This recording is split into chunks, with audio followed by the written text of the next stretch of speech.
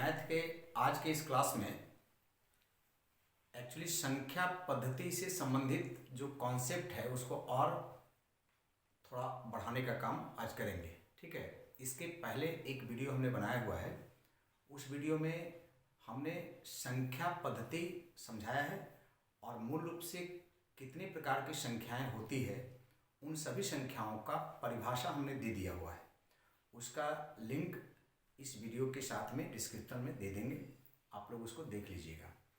तो उसके पहले उसमें हम लोग जान लेते हैं, एक बार रिपीट कर लेते हैं सिर्फ जस्ट ऐसे कि संख्याएं जो होती है, अंकगणित में जो संख्या व्यवहार होता है वो कौन कौन सी संख्याएं व्यवहार में आते हैं। ठीक है, ये जो टॉपिक है ये आपको क्लास 9 में विभिन्न जो बोर्ड हैं सभी में मिलते हैं और साथ में कंपटीशन के जो एग्ज़ाम्स होते हैं उसमें ज़्यादा इम्पोर्टेंट रोल इसका रहता है इस चैप्टर का। ठीक है, तो हम इस दोनों के हिसाब से चलते रहेंगे और वेस्ट बंगाल में भी क्लास 9 में ये टॉपिक है, पहला ही चैप्टर में दिया हुआ है, तो हम इसको देख करके भी चलेंगे और साथ में बेसिक कॉन्सेप्ट के रूप में इसको लेंगे ताकि हम आने वाले कोई भी जो कंपटीशन का एग्ज़ाम होगा उस एग्ज़ाम्स की तैयारी को भी इसके आधार पर अच्छे से कर सकेंगे। ठीक है, तो हम एक बार सिर्फ नाम को एक बार रिवीजन कर लेते हैं जिसका परिभाषा हमने पिछले वीडियो में संख्या पद्धति में दे दिए हैं। उसमें से क्या है कि एक्चुअली हम लोग संख्याओं के प्रकार में जब देखे थे तो एक वास्तविक संख्या होता है और एक काल्पनिक संख्या या अवास्तविक संख्या होता है। वास्तविक संख्या के अंदर में एक फ्लो चार्ट बना करके यहाँ पर हम समझाए हैं, लिखा हुआ है, उसको एक बार देख लीजिए कि इस फ्लो चार्ट के द्वारा कि वास्तविक संख्या में मूल रूप से कौन कौन आता है। तो एक आता है परिमेय संख्या और दूसरा आता है अपरिमेय संख्या। ठीक है, इसका परिभाषा परिमेय संख्या क्या है वो और अपरिमेय संख्या क्या है वो बताया हुआ सिर्फ यहाँ पर अभी, और फिर बीच बीच में जैसे आएगा टॉपिक वैसे हम समझते भी जाएंगे।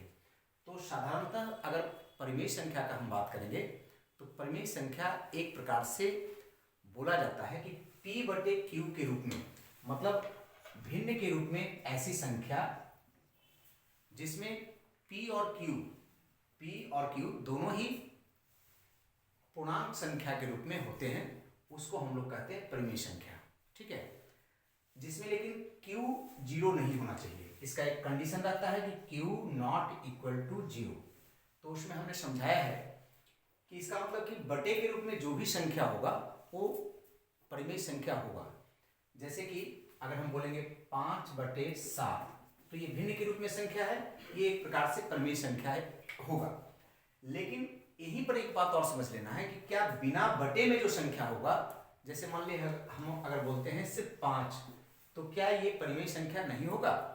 तो ऐसा नहीं है। समझने की बात है इसमें कि कोई भी संख्या अगर होता है तो उसके बटे में एक लिखा होता है, कुछ माने एक होता है, समझा जा सकता है।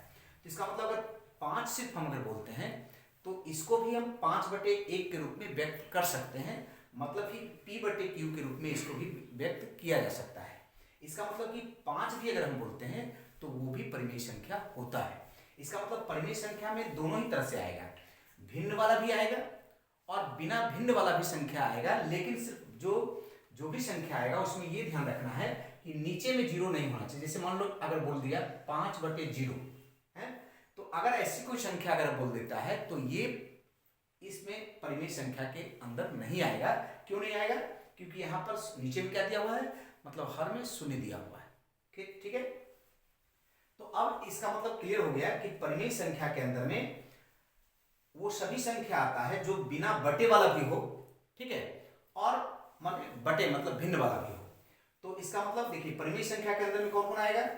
पूर्णांक संख्या। पूर्णांक संख्या को अंग्रेजी में हम लोग इंटीजर्स कहते हैं, इंटीग्रल नंबर कहते हैं।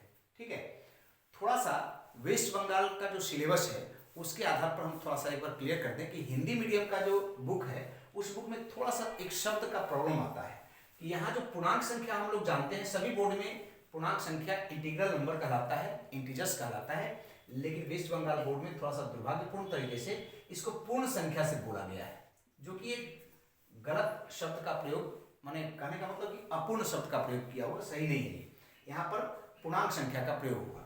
और जो थोड़ा आगे बढ़ रहे हैं तो इस तरह से पूर्णांक संख्या का मतलब हो गया कौन सा संख्या, जिसके अंदर में देखिए कौन कौन आता है, प्राकृतिक संख्या आएगा, मतलब गिनती का संख्या आएगा, 1 2 3 4 5 ये सब जो गिनती की संख्या है वो आता है।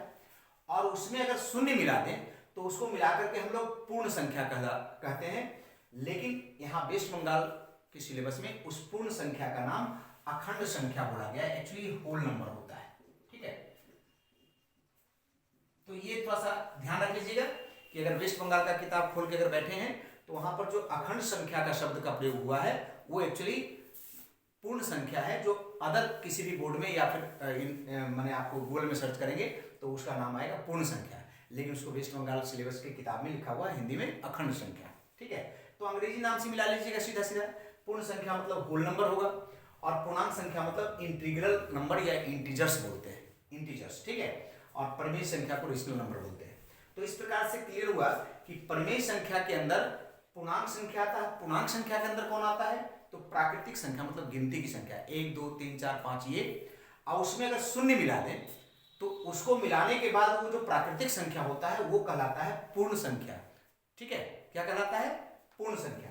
और ये पूर्ण संख्या के साथ फिर ऋणात्मक वाला यदि वैसा ही संख्या को मिला दें, जैसे -1 -2 -3 -4, तो इन सबों को मिला करके एक प्रकार से पूर्णांक संख्या कहलाता है।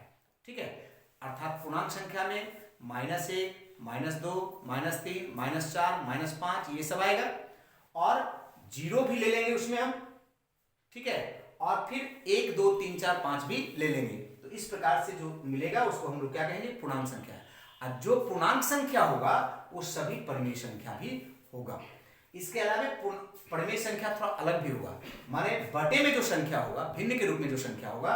और हम लोग जानते हैं कि भिन्न में दो प्रकार का भिन्न होता है, शुद्ध भिन्न होता है और मिश्रित भिन्न होता है। मतलब ऊपर में यदि बड़ा हो, नीचे में यदि छोटा हो, मतलब अंश बड़ा और हर छोटा, तो मिश्रित कहलाता है। और यदि अंश छोटा और हर बड़ा, माने ऊपर में छोटा, जैसे 1/2 बोलेंगे, 1/2 बोल दिए तो ये शुद्ध भिन्न हो गया, 4/3 बोल दिए तो ये मिश्रित भिन्न हो गया।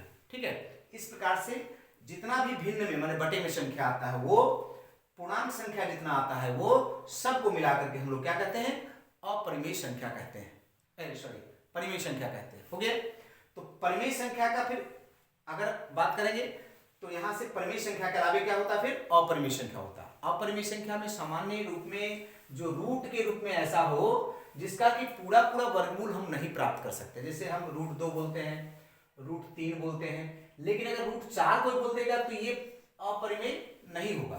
क्यों नहीं होगा, क्योंकि इसका पूरा पूरा वर्गमूल निकलता है, तो ये अपरिमेय नहीं होगा, ये क्या हो जाएगा, परिमेय संख्या हो जाएगा। ठीक है, तो ऐसा वर्गमूल के रूप में निकालने का या कोई भी अन्य करने के रूप में अगर ऐसी संख्या हम निकालें जिसका कि पूरा पूरा मूल प्राप्त नहीं हो, माने वर्गमूल प्राप्त नहीं हो, तो वो क्या कहलाएगा, हमको अपरिमेय संख्या कहलाएगा। तो अपरिमेय संख्या और परिमेय संख्या हो गया। अब इसी टॉपिक को फिर थोड़ा आगे जब और पढ़ेंगे तो उसमें हम समझेंगे कि अपरिमेय संख्या को भी दशमलव में, मतलब भिन्न के रूप में, दशमलव भिन्न के रूप में बदला जा सकता है। जैसे ये ऐसे भिन्न वाला है और दशमलव पॉइंट के रूप में हम लोग बदलते हैं किसका, तो बटे वाला को भी पॉइंट के रूप में बदलते हैं और इसको भी पॉइंट के रूप में बदलते हैं, मतलब दशमलव के रूप में बदलते हैं। तो फिर हम समझेंगे कि अपरिमेय संख्या को जब दशमलव में बदलेंगे तो कैसा प्राप्त होगा, उसके गुण कैसे होंगे, और परिमेय संख्या को जब दशमलव में बदलते हैं तो वो कैसे गुण होंगे, वो फिर इसके बाद को विस्तार करने पर समझेंगे। तो एक्चुअली ध्यान देना क्या है कि जब भी हम मैथ का कोई टॉपिक को उठाते हैं तो सबसे पहले बेसिक जो कॉन्सेप्ट होता है उसको ध्यान में रखना होता है। बहुत सारे माने स्टूडेंट का जो कमेंट आता है या जो भी आता है तो उसमें देखते हैं हम लोग क्या कि फटाफट सिर्फ मैथ्स बनाने पर ध्यान देते हैं। तो मैथ्स बनाने पर उन्हीं का ध्यान जाएगा ज़्यादा जो कि बेसिक कॉन्सेप्ट जो उनका क्लियर रहता है, और जिनका बेसिक कॉन्सेप्ट क्लियर नहीं है तो हम अभी जो फोकस कर रहे हैं ज़्यादातर वीडियो बनाने में, उसमें सबसे पहले हम कोशिश करते हैं कि उसका जो बेसिक कॉन्सेप्ट है वो क्लियर हो जाए। फिर बेसिक कॉन्सेप्ट के बाद जब प्रैक्टिस सेट करेंगे तब फिर जैसा होगा इस बेसिक कॉन्सेप्ट का उपयोग करते हुए हम लोग आगे बढ़ेंगे। चलिए अब हम देखते हैं इसका कुछ आज के टॉपिक में वो जो हम लोग नाम देखे, प्राकृतिक संख्या, पूर्ण संख्या जो अखंड संख्या के रूप में यहाँ पर व्यक्त होता है, पूर्णांक संख्या जिसको कि वेस्ट बंगाल बोर्ड की किताब में पूर्ण संख्या लिखा हुआ है, अपरिमेय संख्या, परिमेय संख्या और वास्तविक संख्या के कुछ गुणों के बारे में यहाँ पर अध्ययन कर लेते हैं कि उसके जोड़ने, घटाने, गुना करने, भाग देने, इन सब क्रियाओं के करने के बाद अंततः क्या मिलता है, ठीक है। तो उसके कुछ पॉइंट्स यहाँ पर लिखे हुए हैं, उस पॉइंट्स को एक बार देखते जाएंगे और उस पर ऑब्जेक्टिव क्वेश्चन बहुत सारा बनता है जो बाद में आएगा। तो जैसे पहला यहाँ पर टॉपिक है, देखिए कि ओ क्या जीरो जो है क्या एक प्राकृतिक संख्या है। शून्य जो है क्या एक प्राकृतिक संख्या है। तो देखिए प्राकृतिक संख्या में सिर्फ गिनती की संख्या आता है जीरो को छोड़कर, मतलब 1 2 3 4 5 6 ये सब जो आपको जितना भी जाएगा तो वो संख्याएं क्या होता है, जैसे 1 2 3 4 5 ये सब जो संख्या होता है अप टू इन्फिनिटी, ये संख्या एक्चुअली प्राकृतिक संख्या कहलाता है, जिसको स्वाभाविक संख्या भी कहते हैं, ठीक है। अर्थात गिनती की संख्या को हम प्राकृतिक संख्या कहते हैं। तो उसके दायरा में लेकिन जीरो नहीं आता है, ठीक है, जीरो नहीं आता है। इसका मतलब कि जीरो क्या प्राकृतिक संख्या है, तो हम यहां बोलेंगे नहीं है। कोई दिक्कत है? नो, ठीक है। अब यहीं पर एक हम प्रश्न कर दें तो इसमें इसका मतलब जीरो क्या होगा, प्राकृतिक संख्या नहीं तो क्या हो सकता है। तो यहां पर शून्य जो है अखंड संख्या, वेस्ट बंगाल के बोर्ड की किताब के अनुसार से शब्द आएगा अखंड संख्या, अदरवाइज पूर्ण संख्या इसको बोलेंगे, होल नंबर बोलेंगे। अंग्रेजी में सीधा याद रखने की आवश्यकता होगी, अच्छा रहेगा। होल नंबर बोलेंगे, क्या बोलेंगे? पूर्ण संख्या, ठीक है। तो पूर्ण संख्या शून्य होगा, लेकिन सभी जो पूर्ण संख्या है वो एक्चुअली पूर्णांक संख्या भी कहे जा सकते हैं। तो अब देखिए हम इसको शून्य को एक तो पूर्ण संख्या भी कह सकते हैं, फिर हम पूर्णांक संख्या भी इसको कह सकते हैं, क्या समझे। और जो भी पूर्णांक संख्या होते हैं वो परिमेय भी कहलाते हैं, इसका मतलब हम इसको परिमेय संख्या भी कह सकते हैं। तो शून्य प्राकृतिक संख्या नहीं है लेकिन पूर्ण संख्या है, पूर्णांक संख्या है और परिमेय संख्या भी है। कोई दिक्कत है इसमें? इस प्रकार से शून्य यहां पर क्लियर हो गया, ये वाला पहला पॉइंट। अब दूसरा पॉइंट देखते हैं, दूसरा पॉइंट जो यहां लिखे हैं उसको क्लियर करते हैं। दो प्राकृतिक संख्याओं का योग हमेशा ही प्राकृतिक संख्या के रूप में आएगा, क्या समझे। दो प्राकृतिक संख्याओं को जोड़ेंगे, बड़ा सिंपल बात है ये, अलग से कुछ ज्यादा नहीं है। लेकिन यहां पर ये इसलिए लिखा जाता है क्योंकि ये ऑब्जेक्टिव क्वेश्चन में जब बनता है, ऑप्शंस बनते हैं तो उसमें से दिखाता है क्या दो प्राकृतिक संख्याओं को जोड़ेंगे तो क्या बनेगा, वो प्राकृतिक संख्या बनेगा, पूर्ण संख्या बन जाएगा, पूर्णांक संख्या बन जाएगा, परिमेय संख्या बन जाएगा, ऐसे करके ऑप्शन रहता है। तो इन ऑप्शंस के चलते यहां पर दिया हुआ, लेकिन तो प्राकृतिक संख्याओं को जब जोड़ेंगे तो क्या निकलेगा, हमको प्राकृतिक संख्या ही मिलेगा। जैसे कि अगर हम 2 और 5 को जोड़ते हैं तो 7 होता है, ये भी एक प्राकृतिक संख्या है। लेकिन यहीं पर समझ लेना है कि यदि हम दो प्राकृतिक संख्याओं को घटाएंगे तो क्या प्राकृतिक संख्या मिलेगा, जरूरी है। तो अब देखिए अगर घटाएंगे तो नहीं भी मिल सकता है। जैसे कि आप उदाहरण लेकर के समझ सकते हैं, अगर हम 5 में हम 15 माइनस करने में तो जानते हैं कि छोटा से भी बड़ा हो सकता है। अगर यहां माइनस किए 5 माइनस 15 तो यहां पर क्या आ गया, यहां आ गया -10 आ जाएगा। क्या आ जाएगा? -10। ये इसका मतलब कि माइनस में आ गया वो। अगर ये माइनस में आ गया तो ये प्राकृतिक संख्या नहीं है, क्योंकि प्राकृतिक संख्या सिर्फ प्लस वाला जो धनात्मक संख्या होता है, गिनती की संख्या, वही कहलाता है। तो इसका मतलब ये प्राकृतिक संख्या तो नहीं होगा। मतलब दो प्राकृतिक संख्याओं का योगफल प्राकृतिक संख्या हो सकता है, लेकिन इसका वियोगफल यदि करेंगे तो ये जरूरी नहीं कि प्राकृतिक संख्या होगा। कोई दिक्कत है? अब हम बात करते हैं कि किन्हीं दो अखंड संख्याओं का, अखंड संख्या से यहां तात्पर्य हमने क्लियर कर दिया है कि चूंकि वेस्ट बंगाल बोर्ड के अनुसार से हम लिखें तो अखंड होगा, लेकिन एक्चुअली ये पूर्ण संख्या है, ठीक है। पूर्ण संख्या मतलब 0 1 2 3 4 जो संख्या है वो पूर्ण संख्या कहलाता है। तो किन्हीं दो पूर्ण संख्याओं का योग अगर करेंगे तो वो भी एक पूर्ण संख्या ही होगा, ठीक है। वियोग में इसी तरह से बात होगा, नहीं होगा। हो गया। अब दो अखंड, यहां पर देखिए, अब इसको गुना यदि करते हैं, दो अखंड संख्या को गुना करते हैं तो भी वो अखंड संख्या मिलता है, अर्थात पूर्ण संख्या ही मिलेगा। जैसे अगर हम 5 और 2 में गुना करते हैं तो 10 मिलता है। 10 भी क्या है? एक पूर्ण संख्या होता है, ठीक है। अब यहां देखिए, दो प्राकृतिक संख्याओं का अगर वियोग करते हैं तो नहीं होता है, ये हम समझा चुके हैं यहां पर एग्जाम्पल देकर के। क्यों? अगर हम माइनस करते हैं तो कभी कभी वो माइनस में भी आए। अगर छोटी संख्या को से अगर हम बड़ी संख्या का माइनस कर देते हैं, घटा देते हैं, तो क्या मिल जाता है हमको, उसमें माइनस में आ जाएगा। तो माइनस में आएगा तो प्राकृतिक संख्या नहीं होगा। ठीक है। अब किन्हीं दो पूर्णांक संख्याओं का योगफल, वियोगफल और गुणनफल पूर्णांक संख्या होता है। पूर्णांक संख्या मतलब समझ गए इंटीजर्स। ठीक है। तो इंटीजर्स में लेकिन होगा, इसमें 3 टॉपिक दे दिया। देखिए, योगफल भी, वियोगफल भी, गुणनफल भी, लेकिन इसके अलावा भाग भी होता है, आप लोग जानते हैं। तो एक बार और रिपीट कर दे रहे हैं कि यदि हम प्राकृतिक संख्याओं का योग करते हैं तो प्राकृतिक संख्या मिलेगा, लेकिन प्राकृतिक संख्याओं का वियोग करते हैं तो प्राकृतिक संख्या नहीं भी मिल सकता है। ठीक है। और इसी तरह से अखंड संख्या में भी अगर हम योग करेंगे तो प्राकृतिक संख्या माने अखंड संख्या मिलेगा, लेकिन वियोग करेंगे तो नहीं भी मिल सकता है। ठीक है। लेकिन अगर हम पूर्णांक संख्या का बात करते हैं तो उसमें योग करेंगे तो भी पूर्णांक संख्या मिलेगा, वियोग करेंगे मतलब माइनस करेंगे तो भी पूर्णांक संख्या मिलेगा, और गुना करेंगे तो भी पूर्णांक संख्या मिलेगा। तो यहीं पर एक बार आगे बढ़ाते हैं क्वेश्चन कि क्या आगे यदि भाग करेंगे दो पूर्णांक संख्या को तो भी क्या पूर्णांक संख्या मिलेगा, तो नहीं मिलेगा। मतलब कैसे, जैसे देखिए अगर 2 में हम 5 से भाग देते हैं तो ये तो भिन्न हो जाएगा, और भिन्न जो संख्या होता है वो पूर्णांक नहीं होता है, वो क्या हो जाता है, परिमेय संख्या हो जाता है। इसका मतलब अगर भाग देंगे तो कोई जरूरी नहीं है कि वो पूर्णांक संख्या ही बचा हुआ रहेगा। ठीक है। तो इस प्रकार से सिर्फ हम यहाँ पर 3 टॉपिक पर ध्यान देंगे कि दो पूर्णांक संख्याओं का योग, वियोग और गुणनफल ही पूर्णांक संख्या हो सकता है। ठीक है। अब आगे बढ़ते हैं। अब देखिए इसमें है कि सभी पूर्णांक संख्याएं ही परिमेय संख्या है। सभी पूर्णांक संख्या आप देख लीजिए कि पूर्णांक संख्या जितना भी होता है सब क्या होते हैं, परिमेय संख्या होता है। लेकिन अगर उल्टा हम बोल दें कि क्या सभी परिमेय संख्या पूर्णांक संख्या होगा, तो नहीं होगा, क्योंकि सभी परिमेय संख्याओं में कुछ ऐसे भी होते हैं जो भिन्न के रूप में मतलब बटे के रूप में होते हैं, और जो बटे के रूप में होते हैं तो पूर्णांक संख्या नहीं होते हैं। तो यहाँ पर देखिए इस तरह से भी हम बोल सकते हैं कि सभी पूर्णांक संख्या ही परिमेय संख्या है, लेकिन सभी परिमेय संख्या पूर्णांक संख्या होगा ऐसा जरूरी नहीं है। ठीक है, क्लियर।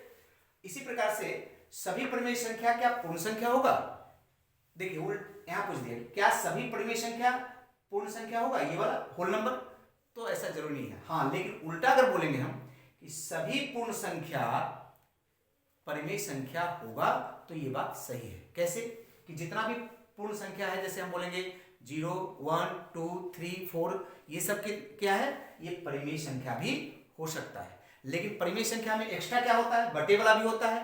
परिमेय संख्या में एक्स्ट्रा क्या होता है, माइनस वाला भी होता है। तो वो सब जो है होल नंबर नहीं कहलाएगा। इसका मतलब कि सभी परिमेय संख्या पूर्ण संख्या नहीं हो सकता है। समझ में आ गया है। अब बात करते हैं प्रत्येक पूर्णांक संख्या क्या परिमेय संख्या होता है, तो प्रत्येक पूर्णांक संख्या परिमेय संख्या होता है। लेकिन उल्टा अगर बोलेंगे कि क्या प्रत्येक परिमेय संख्या पूर्णांक संख्या होता है, तो वहां बोलेंगे नहीं। ठीक है, क्लियर। तो एकदम कॉन्सेप्ट को क्लियर करना है, तब इस पर ऑब्जेक्टिव क्वेश्चन में और अच्छे से कर पाएंगे हम लोग। अब देखिए आगे बढ़ते हैं। बोला कि प्रत्येक पूर्णांक संख्या क्या अखंड संख्या, अखंड संख्या यहां से वर्ड हो गया पूर्ण संख्या, तो क्या प्रत्येक पूर्णांक संख्या अखंड संख्या होगा, तो प्रत्येक पूर्णांक संख्या में अगर पूर्णांक संख्या बात करते हैं तो देखिए ध्यान देखिए कि उसमें शून्य भी होता है, ठीक है, और उसमें माइनस वाला भी होता है। तो शून्य तक तो अखंड संख्या होता है, पर 0, 1, 2, 3, 4 ये सब अखंड संख्या होता है। लेकिन अगर उसमें माइनस वाला करेंगे तो वो लेकिन अखंड संख्या नहीं कहलाएगा। इसका मतलब कि प्रत्येक पूर्णांक संख्या अखंड संख्या नहीं होता है। कोई दिक्कत है, ठीक है ना। अब बात करते हैं प्रत्येक दो अपरिमेय संख्याओं का यदि योग करेंगे, वियोग करेंगे, गुना और भाग करेंगे। यहां पर देखिए भाग भी आ गया, वहां गुणनफल तक था, यहां भाग भी आ गया। तो इसका मतलब योग, वियोग, गुना और भाग सभी करने से हमको अगर अपरिमेय संख्या है तो वो अपरिमेय संख्या ही मिलेगा कि नहीं मिलेगा, ये देखना है। ठीक है। और अगर परिमेय संख्या, यहां पर परिमेय संख्या का बात, पहले एक बार परिमेय संख्या का बात कर लेते हैं। यदि ये दो परिमेय संख्या का योग ये करेंगे तो ये परिमेय संख्या होगा या नहीं, पहले ये देख लेते हैं। तो ये होगा, ठीक है, एस, ठीक है ना। लेकिन अगर यही बात अपरिमेय संख्या करते हैं हम यहां, तो क्या संभव है, तो कभी कभी नहीं संभव है, कभी कभी नहीं संभव है। ये खास परिस्थिति तब होगा यदि दो अपरिमेय संख्या समान हो और उसमें गुना या भाग कर दें, देखिएगा ध्यान देके, तो वो लेकिन अपरिमेय नहीं भी बच सकता है। जैसे कि √2 है, देखिए √2 है, उसको √2 से ही हम गुना कर देंगे तो क्या निकल जाएगा, इसका रूट हट करके क्या निकल जाएगा, परिमेय निकल जाएगा। इसका मतलब एक बार क्लियर करिए कि अपरिमेय संख्या अगर 2 लें या 3 लें, जो भी लें, तो 2 अपरिमेय संख्या को जोड़ें, मतलब जोग करें, वियोग करें, गुना करें, भाग करें, तो अगर जोग और वियोग करेंगे तब वो अपरिमेय संख्या ही रहेगा, ठीक है। किंतु गुना और भाग करेंगे तो उसमें अगर समान अपरिमेय संख्या हम ले लें, दो अलग अलग नहीं लेकर के दोनों समान ले लें, तब उसमें गुना और भाग करने पर परिमेय में बदल जाएगा। लेकिन अगर ये दोनों असमान लेंगे हम, तब वहां पर अपरिमेय ही रहेगा। लाइन को बढ़िया से क्लियर कर लीजिएगा, ठीक है। अब बात करते हैं, प्रत्येक प्राकृतिक संख्या क्या होता है, पूर्ण संख्या होता है। तो ये निश्चित तौर पर होता है, क्योंकि जितना भी 1 2 3 4 गिनती की संख्या है वही संख्या फिर पूर्ण भी कहलाता है, अखंड भी कहलाता है। अखंड में एक ज्यादा क्या होता है, 0 ज्यादा होता है, मतलब शून्य से शुरू करते हैं। अर्थात देखिए प्राकृतिक संख्या लिखा है वो 1 2 3 4 5 से लेकर के ये प्राकृतिक संख्या है, और इसी में अगर हम शुरू करते हैं 0 1 2 3 4 तो ये क्या हो जाएगा, पूर्ण संख्या हो जाएगा, ठीक है। तो इसका मतलब पूर्ण संख्या में एक ज्यादा होता है, कौन, 0, है ना। तो इसका मतलब अगर 0 से शुरू करते हैं तो होता है पूर्ण संख्या, और अगर 1 से शुरू करते हैं तो क्या होता है, प्राकृतिक संख्या। तो जितना भी प्राकृतिक संख्या है वो अपने आप में पूर्ण संख्या भी हो जाएगा, लेकिन जितना भी पूर्ण संख्या है वो सभी प्राकृतिक संख्या नहीं होगा, क्योंकि उसमें 0 एक एक्स्ट्रा है। क्लियर। अब आगे बढ़ते हैं। उसके बाद है कि क्या प्रत्येक पूर्ण संख्या पूर्णांक संख्या होगा, प्रत्येक पूर्ण संख्या क्या पूर्णांक संख्या होगा, ठीक है। वही वाला प्रॉब्लम हुआ।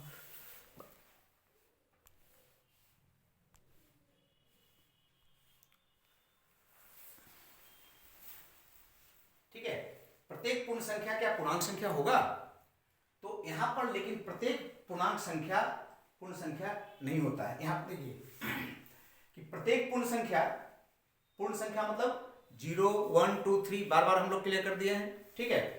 तो वो पूर्णांक संख्या होगा, लेकिन पूर्णांक संख्या में क्या होता है, माइनस वाला भी ज्यादा होता है, इसका मतलब वो नहीं होगा। इस प्रकार से आज का जो कॉन्सेप्ट बेस्ड वीडियो है, उस कॉन्सेप्ट बेस्ड वीडियो में सिर्फ इतना ही टॉपिक को हम आज क्लियर कर रहे हैं।